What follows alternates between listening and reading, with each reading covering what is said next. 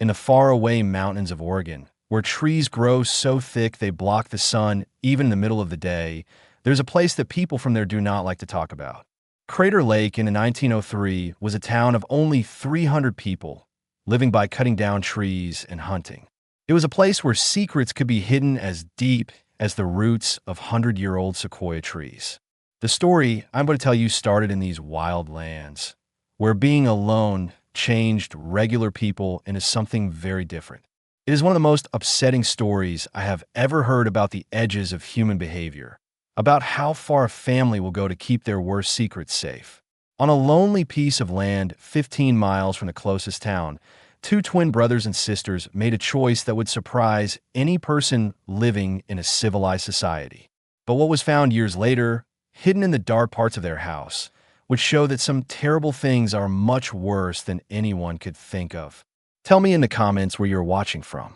And if this is your first time on this channel, subscribe so you do not miss any stories like this one. You will need bravery for what is coming next. The Oates property was at the end of a dirt road that curved for miles through thick forest. Waldo Oates bought this land in 1885 when he was still young and full of big dreams, hoping to build a business empire from timber. The main house, a strong two-story building made from the very logs he cut down, stood in the middle of 200 acres.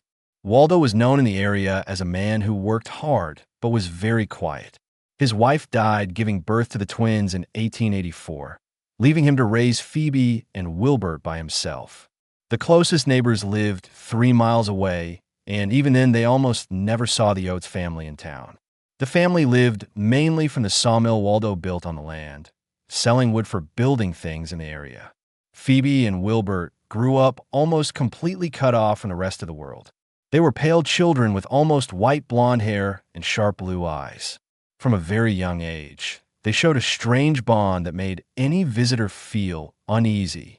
They often finished each other's sentences and seemed to understand each other without needing to talk. The family's loneliness got worse after something that happened in 1895 when Phoebe was 11 years old. During one of their rare trips to town, other children made fun of her because she was so extremely pale and acted very shy. Waldo, very angry about how his daughter was treated, decided the family did not need other people. From that moment on, trips to town became even fewer. When they turned 18 in 1902, Waldo started to see behaviors that made him nervous. The twins spent hours locked in the attic, and sometimes he found them sitting in total quiet, just staring at each other. They had started talking through looks and small hand movements, a quiet language that left Waldo out of their talks completely. Things got even stranger when Waldo found out the twins had started sleeping in the same room. When he asked them about it, they just said it was natural and that it had always been that way. Waldo, a simple and religious man, felt something was wrong, but did not know how to deal with it. Around this time, Waldo saw that the twins had started reading books left by their father's father, a man the community thought was strange. The books included writings on family history, some old papers about family lines, and even some books about animal breeding that talked about basic ideas of how traits are passed down. In the winter of 1902, snow completely cut off the property for 3 months. During this time, the twins became even closer, spending whole days together without including him in what they did. They had made their own daily schedule that seemed to purposely leave out any outside involvement. When spring came and the roads were clear again, Waldo went to town to get supplies. It was then that the local store owner asked him about the wedding plans he had heard about. Waldo was confused. There were no wedding plans at all. But when he asked the store owner for more information, he found out that Phoebe had been in town a few weeks before buying white cloth and talking about a ceremony that would happen within the family. The store owner naturally thought she was getting ready to marry some young man from the area. Waldo realized the twins had made this trip without him knowing, using a day when he was working at the sawmill. When he got back home, Waldo faced the twins. What he found out would bother him for the rest of his life. Phoebe and Wilbert, sitting next to each other in the living room, calmly said they had decided to get married, not to other people, but to each other. They had come to this decision after months of talking and studying their grandfather's books. They say Waldo exploded with anger, quoting the Bible and the laws of nature, but the twins stayed calm. According to stories, they had read about pure family lines in their late grandfather's library books and believed it was the only way to keep the family together like it should be. They argued that many important families in history had married relatives to keep their special traits. Waldo threatened to throw them out of the house, but the twins had an answer for that too. They were the only ones to get the property, and legally, they were already adults. Also, who in the area would really care what happened on such a lonely property? They had thought about all the legal and practical sides of their decision. The ceremony happened on a May morning in 1903 on the property behind the house. There was no priest. There were no guests. Just Phoebe, Wilbert, and Waldo, who was forced to be the witness. The twins had found a legal trick. Marriages done on private land far from authorities were hard to fight, especially when everyone involved was an adult. After the makeshift ceremony, the twins moved to the main bedroom of the house. Waldo, very disturbed, started avoiding the house during the day, spending long hours at the sawmill. At night, he locked himself in his room and tried not to hear the sounds coming from upstairs. He started drinking more than usual, trying to drown his guilt and confusion. The months that followed brought a feeling of growing tension. Waldo saw that the twins had started changing the house. They put extra locks on doors, covered some windows with wood boards, and started digging something in the basement. When he asked, they just said they were getting ready for the future for the family they planned to have. During this time, the twins also started making strange buys in town. They bought large amounts of food that would not spoil, building materials, and things that seemed meant for changing the house. The local store owner told Waldo the twins seemed to be getting ready for a long time of being alone. In the fall of 1903, it became clear that Phoebe was pregnant. The news should have brought happiness, but instead it brought a heavy quiet that hung over the property like a storm cloud. Waldo knew any child born from this union would carry the weight of its forbidden beginning. During the pregnancy, the twins became even more private. They rarely left the house, and when they did, it was always together, walking the land in silence. Waldo started to notice they whispered to each other all the time, as if they were always planning something. The first child was born on a stormy night in March 1904. Waldo was woken up by Phoebe's screams, but when he tried to help, Wilbert stopped him from going into the room. The screams went on for hours, followed by a silence that was even more upsetting. When he was finally allowed to see the baby, Waldo understood why the twins had been so secretive. The baby, a girl, had clear physical problems, extra fingers on her hands, and an unusual head shape. But what shocked him most was the parents' reaction. Instead of sadness or worry, they seemed pleased, almost fascinated by the baby's odd traits. They say Phoebe whispered something about the baby being perfect, exactly what they expected. Wilbert just smiled, a smile Waldo would never forget, cold, planning, as if everything was happening just as they wanted. In the next few months, Waldo rarely saw the baby, who the twins kept in their room all the time. When he asked about the baby's health, he got vague answers and looks that made him feel like a stranger in his own home. The second pregnancy came quickly, just 8 months after the first birth. This time, Waldo noticed the twins seemed even more nervous, always whispering to each other and writing in a notebook they always kept hidden. During this second pregnancy, something strange happened. Waldo started hearing sounds from the basement at night. Not just building noises, but something that sounded like a child crying. When he said this to the twins, they just said it was the wind moving through loose boards. The second baby was born in December 1904 during a snowstorm that completely cut off the property. This time, Waldo was not even told about the birth until it was all over. When he finally saw the baby, a boy, he was surprised to find it looked completely normal. No visible problems, just a healthy baby. But there was something upsetting about how the twins reacted to this normal child. Instead of the happiness they showed with the first, they seemed let down. It was as if the baby's normalness was a mistake in their plans, not a good thing. During this time, Waldo saw the twins had started treating the two children very differently. The first one, with her physical problems, got constant attention and very careful care. The second one, who looked normal, was often ignored, left alone for hours while the parents focused on the child with problems. It was during the winter of 1905 that Homer Mixon first showed up at the property. Homer was a skilled hunter who knew every path in the mountains around Crater Lake. He had seen smoke coming from the oats chimney at odd hours, like 3 in the morning, and decided to check. Homer was the kind of man who could not leave a mystery alone. He had fought in the war against the Indians and had the confidence of someone who had faced real danger. The lonely oats property with its strange sounds and odd schedules sparked his curiosity in a way he could not ignore. On the first visit, Homer was politely greeted by the twins. They offered coffee and talked about the weather, but Homer noticed several strange things. First, he did not see or hear any of the children, even though he knew at least 2 had been born. Second, there was a strange smell in the house. Not exactly bad, but like medicine, as if something was always being cleaned. Even more upsetting were the twins themselves. Homer had known many couples in his life, but had never seen 2 people who acted so together. They often talked at almost the same time, as if they shared the same thoughts, and when one moved, the other seemed to adjust without thinking. During the visit, Homer also saw the house had been changed a lot.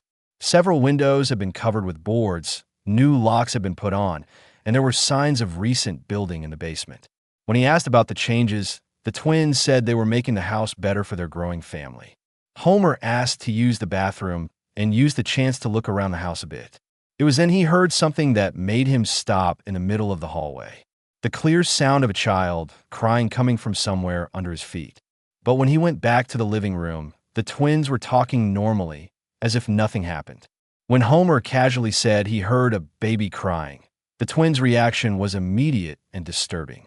The smile left their faces at the same time. And for a moment, Homer saw something in their eyes that made him step back without thinking. They coldly said he must have heard the wind, that these old houses make strange noises. Homer left the property that day, feeling he had found something much bigger than simple family oddness. He had seen enough of life to know when something was basically wrong, and everything about the Oates twins said danger. In the weeks after, Homer could not stop thinking about the visit. He started asking careful questions in town about the Oates family. What he found out only made him more concerned. No one had seen the twins' children. Dr. Clarence Benson, when asked, became visibly uneasy and quickly talked about something else. Homer also found out the twins had made several unusual buys in recent months. Large amounts of lime, digging tools, and, strangely, several yards of thick rope. The local store owner said they always paid with cash and seemed eager to finish their business fast. During this time, Homer started watching the property from far away during his hunts. He noticed odd activity patterns. Lights moving in the house at unusual hours, smoke from the chimney, even on hot days, and sometimes shapes moving in the yard very early in the morning. Homer's curiosity turned to suspicion, and suspicion to determination. He decided he needed to find out what was really happening at the Oates property. As a skilled hunter, he knew how to move quietly through the forest, how to watch without being seen. During this time, Phoebe got pregnant for the 3rd time in early 1905. The twins became even more secretive, making frequent trips to town to buy supplies they hid before anyone could see. Waldo noticed they had started spending more time in the basement, and the sounds from there became more frequent and disturbing. The 3rd child was born in the summer of 1905. This time, not even Waldo was allowed to see her right away.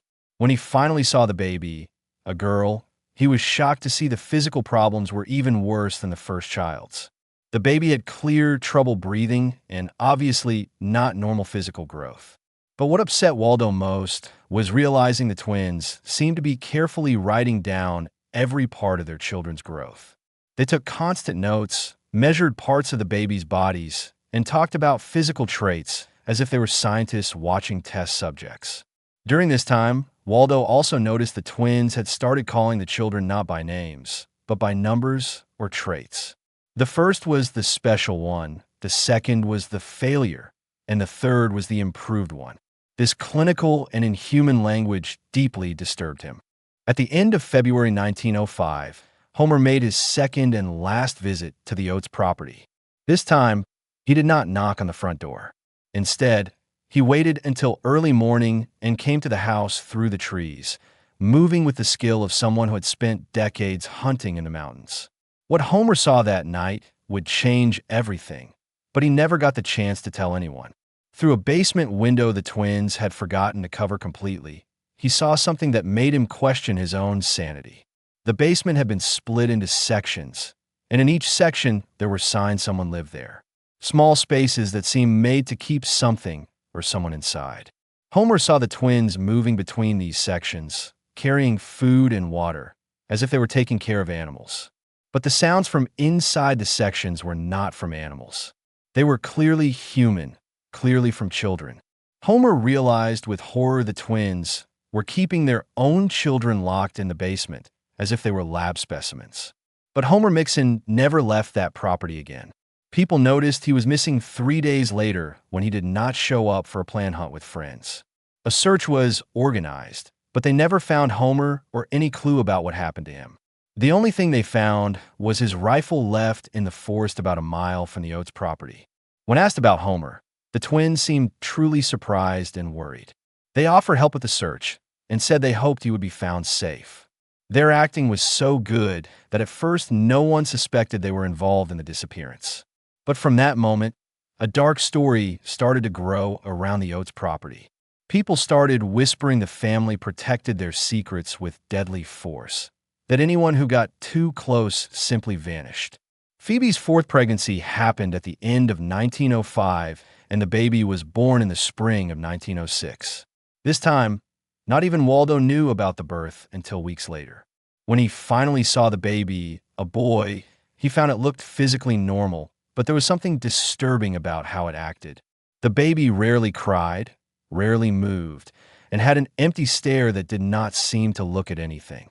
Subscribe to the channel to find out what Homer really saw that night, and why his discovery sealed not only his own fate, but showed a horror that was growing in the dark corners of the Oates house.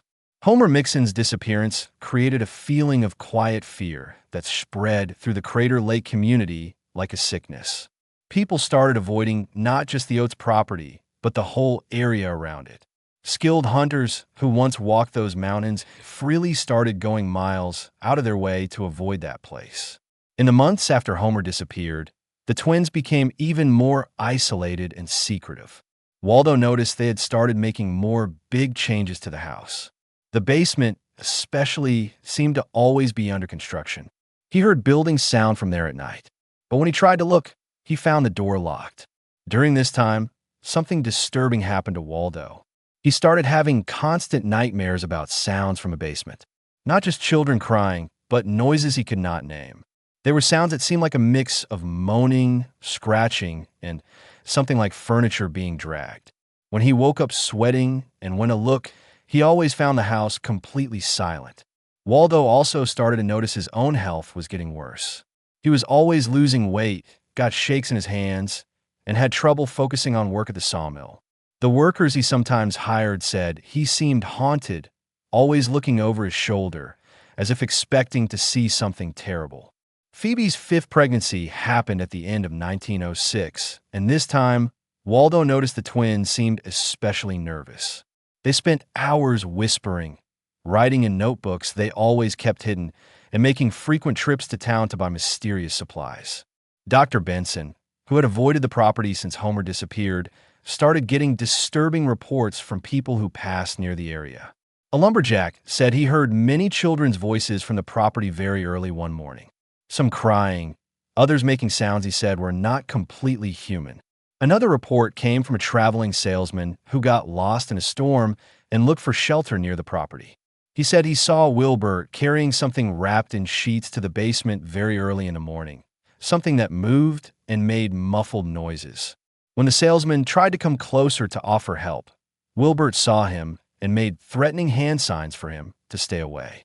During this time, stories started going around about other small disappearances in the area. A young shepherd who watched sheep in the mountains disappeared for 3 days before being found wandering in the forest with no memory of what happened. He kept mumbling about voices in the basement and children who should not exist. The fifth child was born in the spring of 1907. This time, Not even Waldo knew about the birth until much later. When he finally saw the baby, a girl, he was shocked to find she had even worse physical problems than any before. The baby seemed to have basic problems staying alive and needed care all the time. Waldo sometimes heard crying from different parts of the house, but when he tried to find where it came from, the twins always stopped him and sent him away. They had become very protective of certain parts of the house, especially the basement and some rooms upstairs. During this time, Dr. Benson made a disturbing discovery. While organizing his medical records, he realized there was a mismatch in births registered in the area. By his math, based on the pregnancies he knew Phoebe had, there should be at least 5 children at the Oates property. But officially, only 2 were registered. Benson started thinking maybe the twins were hiding these children for reasons beyond just being ashamed of the physical problems. Maybe they were doing some kind of study, using their own children as test subjects. Things got even more sinister when Benson found out the twins had started studying writings about heredity and human growth. They had ordered books about body structure and even some papers about hereditary traits from bookstores in faraway cities. During this time, Waldo started to see big changes in how the twins acted toward him. They treated him more and more like a stranger on his own land, making big decisions without asking him and making rules about where he could and could not go. In 1908, Benson made a decision that would change how things happened. He decided he needed to find the truth about the Oates property, no matter what it cost him personally. He started planning a careful search, using his medical knowledge to try to understand what the twins were really doing. But Benson was not Homer Mixon. He did not have the military experience or survival skills of the missing hunter. And the Oates twins had learned from what happened before. They were ready for anyone who tried to find out their secrets. During this time, Waldo started to notice his own place on the property had become shaky. The twins often whispered to each other when he was near, stopping suddenly when they realized he was listening. He started to suspect they were planning something about him. Phoebe's 6th and last pregnancy happened in 1908, and this time Waldo was barely told about it. The twins had become completely secretive about their family life, treating Waldo more like an intruder than the head of the family. When the baby was born in early 1909, Waldo never got to see her. It was during this time that even more disturbing rumors started about the Oates property. People said they saw strange lights from the basement very early in the morning, and some said they heard sounds they called muffled screams. A preacher traveling through the area on a religious trip said he felt such a strong, evil presence near the property he had to go several miles out of his way. Benson, determined to find the truth, started making careful watches of the property from far away. Using binoculars, he spent several nights hidden in the forest, trying to understand the twins' activity patterns. What he saw left him deeply disturbed. The twins seemed to have a strict routine that included many trips to the basement at night. They carried buckets, food, and sometimes what looked like clothes or blankets. Even more disturbing, Benson sometimes saw them taking out buckets that seemed to hold waste or other things they buried in the forest. In December 1912, Benson finally decided he had enough proof to do a more direct search. He said he was going to make an important medical visit that could answer some disturbing questions. But just like Homer Mixon before him, Benson never came back from that search. His wagon was found abandoned 2 miles from the Oates property, with his horses still tied up, but clearly scared. His medical tools were scattered on the ground as if he had run away in panic. But there was no sign of the doctor himself. When asked about Benson's disappearance, the twins showed the same convincing surprise they had with Homer. They offered help with the search and seemed truly concerned for the doctor's safety. But people who knew them well saw something different in their eyes. A cold confidence that was not there before. With Benson gone, the dark story around the Oates property became solid. 2 people had disappeared after looking into the family, and now no one dared go near the property. Sheriff Schuyler Tucker had avoided the Oates property for 10 years. Like most people in Crater Lake, he had heard the rumors, felt the natural fear around that family, and decided some things were better left alone. But in 1913, he had no choice. The pressure started early in the year when families from other towns began asking about missing relatives who had passed through the area. Homer Mixon was not the only one. In the past 8 years, at least 3 other people had disappeared near the Oates property: a traveling salesman, a government land checker, and most recently Dr. Clarence Benson himself. The state governor had started getting letters from worried families, and Tucker knew his job as sheriff was at risk if he did not act. Also, the local community was getting more and more nervous. People refused to travel alone through the area, and some store owners had stopped making deliveries there. Tucker had also gotten reports of strange activity from people who passed near the property. A group of lumberjacks said they heard screams from the direction of the house very early one morning. Screams they said were not completely human. Another report came from a hunter who said he saw shapes moving in the property's yard at night. In March 1913, Tucker finally got enough courage to get a paper allowing him to search, saying he suspected criminal activity related to the disappearances. He knew he needed solid proof to justify going on a private land, but the many disappearances gave enough legal reason. On the morning of March 15, 1913, Tucker rode to the Oates property with 2 deputies and a county official. It was a cold, foggy morning, and the property seemed even more sinister than he imagined. The house, which once was kept well, now showed signs of falling apart. What impressed Tucker most was the total silence around the property. There were no animal sounds, no birds singing, and even the wind seemed to avoid that place. It was as if nature itself had decided to stay away from what was happening in that house. The twins met the group on the front porch. At 29 years old, Phoebe and Wilbert still looked young, but there was something different about them. Their eyes had a shiny, almost fanatical look, and they moved together in a way that was disturbing. Tucker noticed they seemed to have expected the visit, as if they had been getting ready for this moment. When Tucker showed the search paper, the twins showed no surprise or anger. Instead, they just looked at each other and smiled, the same smile that made Tucker feel a chill down his back. They say Wilbert calmly said they had been waiting for this visit for a long time. The search started on the main floor of the house. Tucker immediately saw the many changes made over the years. Doors were stronger with metal bars. Windows were sealed shut, and there were heavy locks on almost every room. The house seemed more like a prison than a home. Upstairs, Tucker found signs of the twins' family life. There was a main bedroom where they clearly slept together, and several smaller rooms that seemed used as nurseries. But what disturbed him most were the drawings on the walls. Detailed body diagrams, complex family trees, and charts that seemed to map physical traits through generations. Tucker also found piles of notes written in the twins' same handwriting. The notes wrote about physical and behavior aspects of different children, using clinical and inhuman language. The children were called by numbers and traits, not by names. It was in one of the upstairs rooms that Tucker made his first truly disturbing find. In a small, stuffy room, he found a child about 9 years old. The girl had severe physical problems, weak arms and legs, twisted face features, and clearly limited mental ability. She was locked in a room with the door made stronger from the outside.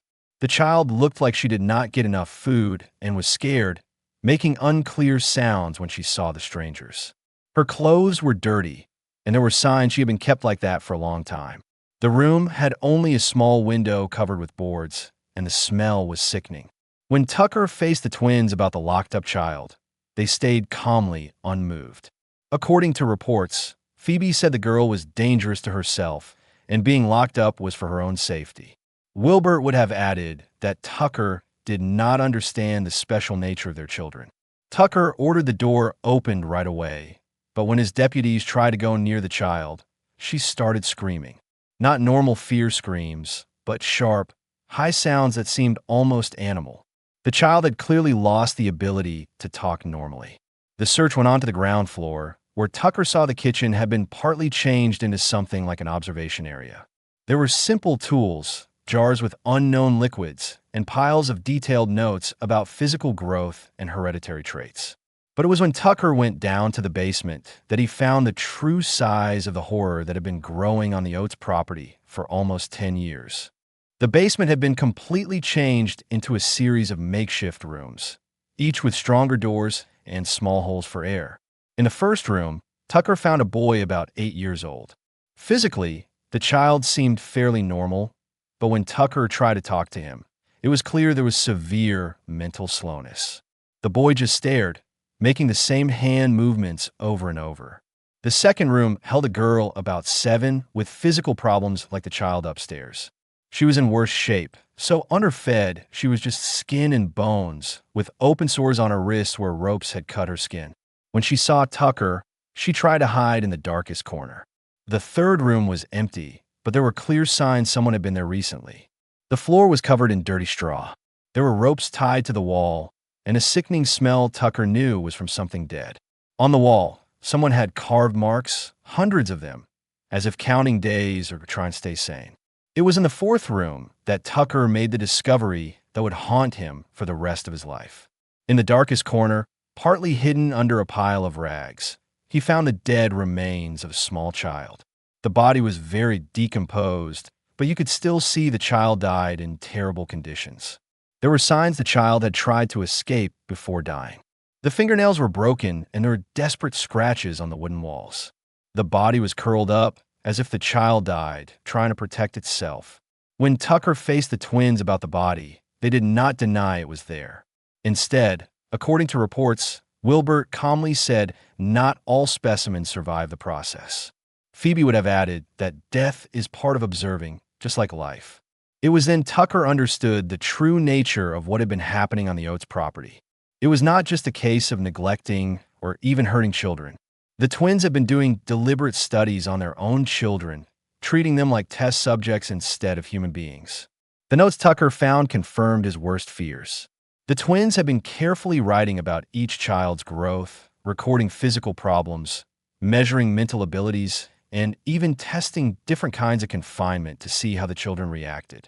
One of the most disturbing notes described how they tested one child's limits, not giving her food for set times to watch the effects on physical and mental health. Another note wrote about how different kinds of confinement change behavior. But maybe the most disturbing find was realizing the twins did not see their actions as cruel or wrong. In their twisted minds, they were doing important research about heredity and human growth. Tucker also found proof of what happened to Homer Mixon and Dr. Benson. In a separate part of the basement, he found personal things from both men along with detailed notes about how they had messed with important work and needed to be removed to protect the research. The notes about Homer and Benson were especially shocking. The twins had written down the methods used to trap each man, as if they were hunters studying their prey. They had learned from each event, making their techniques better to remove future threats. Tucker also found signs the twins had planned to make their operations bigger. There were drawings of more changes to the basement, plans to build more confinement rooms, and even notes about how to get more test subjects. During the search, Tucker also found Waldo Oates was in much worse shape than anyone thought. The man was found in an attic room in a state of almost complete mental breakdown. He was underfed, dirty, and kept mumbling about sounds in the basement and children who should not exist. Waldo had tried to keep a secret record of what was happening, carving marks on a wooden beam to count the days. His broken-up notes showed he had tried to step in several times, but the twins had threatened him and finally locked him up. The arrest of Phoebe and Wilbert Oates in March 1913 shocked the Crater Lake community in a way no one thought possible. When news spread about what was found on the property, many people refused to believe it. The truth was too horrible, too far beyond normal understanding of how people act.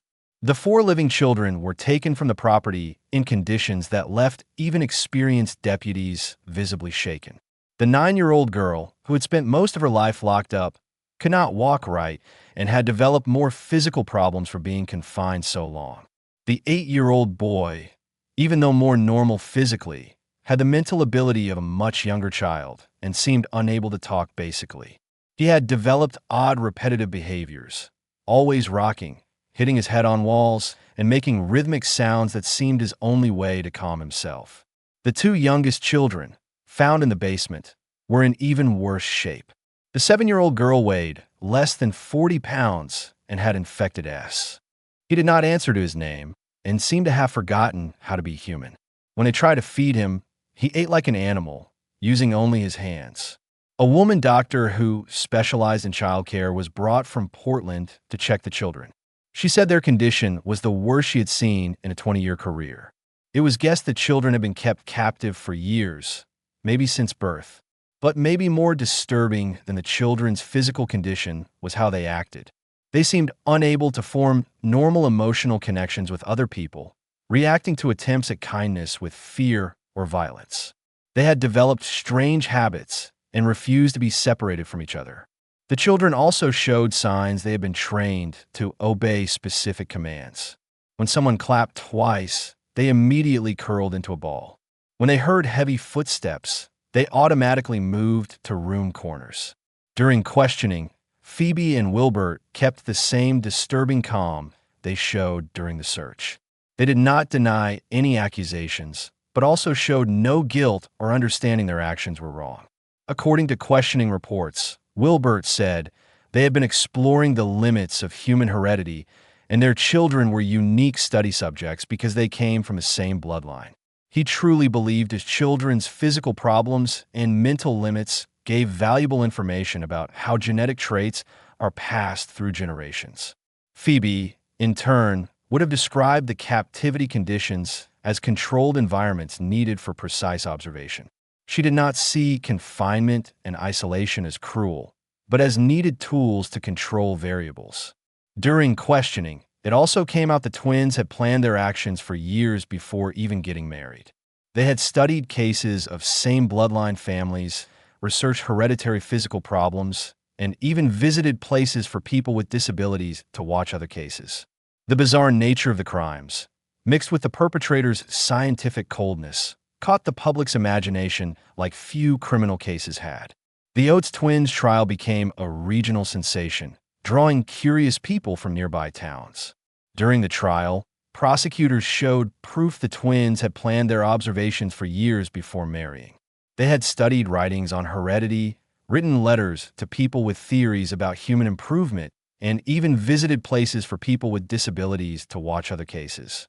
The defense tried to say the twins were mentally unfit, victims of their own isolation and twisted ideas.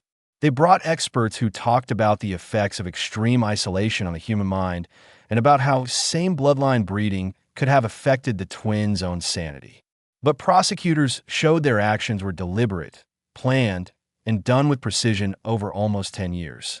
The decision was the same from everyone: guilty of murder, serious child abuse, and a list of other charges. Phoebe and Wilbert were sentenced to life in prison. Even in prison, they kept saying their actions were justified and that one day science would prove their methods right. Waldo Oates, found in a state of complete mental collapse on the property, never got better from the shock of finding out the full extent of what happened under his own roof. He was put in a state mental hospital where he spent his last years mumbling about sounds in the basement and children who should never have been born. He died in 1918, still tormented by nightmares about his family. The 4 surviving children were put in special care, but their chances of getting better were bad. Years of abuse and neglect had caused physical and psychological damage that mostly could not be fixed. The oldest girl never learned to walk right and stayed in an institution the rest of her life. The boy with mental slowness got a little better with dedicated care, but never grew beyond the ability of a small child. He learned some basic words and could do simple tasks, but never lived on his own. The 2 youngest children had even more tragic fates. The 7-year-old girl died from medical problems just 2 years after being saved. Her body just could not recover from years of neglect. The youngest boy lived until 15, but never fully adjusted to the outside world. He developed many serious fears and died during a panic attack. The Oates property was left empty after the trial and quickly fell apart. The house, scene of so much horror, was finally destroyed by fire in 1920. Some say it was set on purpose, others say lightning hit it. But most people in Crater Lake like to believe the house decided to destroy itself. The bodies of Homer Mixon and Dr. Clarence Benson were never found, even after thorough searches of the property. The twins took the secret of where they buried their victims to prison, refusing to say where, even when offered less prison time for the information. Phoebe died in prison in 1934 at 50 years old from natural causes. To the end, she said her actions were justified and history would prove her right. Wilbert lived until 1951, spending almost 40 years in prison. He never showed guilt, never asked for forgiveness, and never stopped believing he had been doing important work. In the years after the trial, the story of the Oates twins became a dark legend in the Oregon mountains. The legend says on the quietest nights, you can still hear echoes of what happened on that property. Hunters who go too close to where the house was say they hear sounds they cannot explain.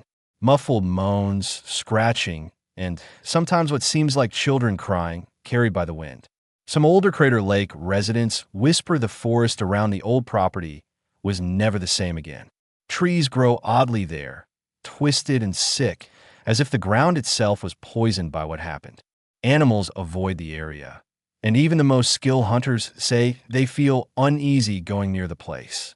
In the silent mountains of Oregon, where trees grow thick enough to hide humanity's darkest secrets, the legend of the Oates property remains as a haunted reminder of what happens when isolation and obsession combine in a deadly way. The story of Phoebe and Wilbert Oates makes us face an uncomfortable truth. The deepest horrors do not come from supernatural forces or creatures of our imagination, but from the human ability to make the unthinkable seem reasonable. Two siblings who should have protected their children instead turned them into objects of study, convincing themselves they were serving a bigger purpose. What makes this legend even more disturbing is the coldness with which the twins did their actions. They did not act on impulse or in moments of anger. Every action was calculated, written down, justified in their twisted minds as scientific progress. They created a complete system of horror with classifications, detailed observations, and even removal of anyone who interfered. The children who survived carry the scars of those years for the rest of their short, traumatized lives. They never knew normal parent love, never felt the safety every child deserves, never had the chance to grow their full human potential. They were reduced to specimens in a makeshift laboratory, their own basic needs sacrificed for perverted curiosity. Maybe the most shocking part is the twins never showed guilt until their last days in prison. They said they had been doing important work. Their discoveries would one day help humanity. This inability to see the monster-like nature of their actions shows a basic disconnection from simple human empathy. The legend also reminds us how dangerous isolation can be. Crater Lake in 1903 was a place where secrets could be kept for years, where screams in the middle of the night could be ignored as wind in the trees, where disappearances could be explained as hunting accidents. Being far away from others let the twins work without anyone watching, turning their property into a chamber of horrors that worked for almost 10 years. Today, looking back at this legend, we are forced to ask how many other dark secrets are hidden in isolated places. How many other families use isolation to hide unthinkable acts? And, maybe more importantly, how can we see the signs before it's too late? The Oates property may have been destroyed by fire, but the lessons of its story remain. They remind us we must be watchful, we must question when something seems wrong, and we should never assume civilization and morality are guaranteed. Sometimes the most dangerous monsters are those who hide behind looks of normalcy, doing their horrors in silence, away from society's eyes. In the Oregon mountains, where the wind still whispers through ancient trees, the legend of the Oates twins serves as a forever warning. That human capacity for evil has no limits, and sometimes the deepest horrors are those created by our own hands. The mountains of Oregon still hold countless secrets buried under their ancient trees. And the legend of the Oates twins reminds us some of humanity's darkest chapters happen in the most isolated places. If this story made you wonder what other mysteries might be hidden in forgotten corners of our world, make sure to subscribe and hit that notification bell, because every day we dive deep into the legends that refuse to stay buried. Share this video with someone brave enough to hear these tales, and let me know in the comments what other remote locations you think might be hiding secrets like this. Your suggestions might just become our next investigation into the shadows of the past.